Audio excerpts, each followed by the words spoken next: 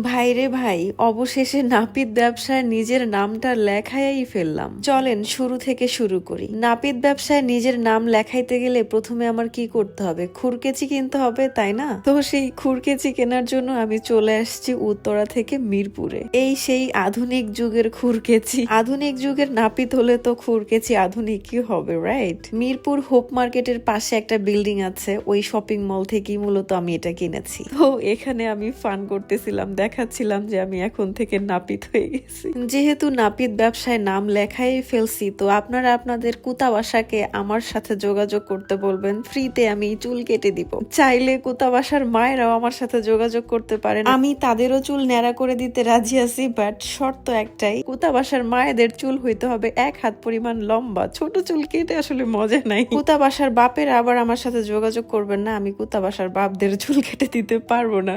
Jokes part, আমি আসলে অনেক হ্যাপি। এনিওয়ে, এখন একটু সিরিয়াসলি কথা বলি। আপনারা অনেকেই আমাকে জিজ্ঞেস করবেন যে আমি এটা আসলে কেন কিনলাম, কেনই বা আমি আমার বিড়াল বাচ্চাদের লোম কেটে দিব। সত্যি বলতে আমার বিড়াল বাচ্চাদের স্কিনে কিছু প্রবলেম হয়েছে লাস্ট উইন্টার থেকে। ছোট ছোট তিলের মতো, ওগুলো ওয়াশ করলে চলে যায়, আবার কিছুদিন পরে সেম হয়ে যায়। স্পেশালি ঘাড়ের ওই জায়গাগুলোতে বেশি এই সমস্যাটা হয়, আর এই সমস্যাটা হলে ওই জায়গার লোমগুলো কমে যায়, মানে ওই জায়গার ফারগুলো পাতলা হয়ে যায়। আপনারা অনেকেই এটা খেয়াল করে থাকবেন যারা পার্সিয়ান বিড়াল পালেন। আর এরকম গরমের দিনে তাদের ফারগুলো ছোট থাকাই ভালো আমি মনে করি। আর এ কারণেই আমি মূলত ট্রিমারটা কিনলাম। লাস্ট 2024 সালে আমি কি করতাম, গ্রুমার বাসায় নিয়ে আসতাম, ওনারা কেটে দিত। তো ওনারা অনেক টাকা চার্জ করত, যে কারণে আমি ভাবলাম বেটার আমি একটা ট্রিমার কিনে নেই, তাহলে হচ্ছে আমার টাকা বেঁচে যাবে। কারণ ওনারা একটা বিড়ালকে ট্রিম করানোর জন্য যেই টাকা চার্জ করে, সেই একটা বিড়ালকে ট্রিম করানোর টাকা দিয়েই আমি একটা ট্রিমার কিনে ফেলেছি, যেটা দিয়ে আমি আমার বাসার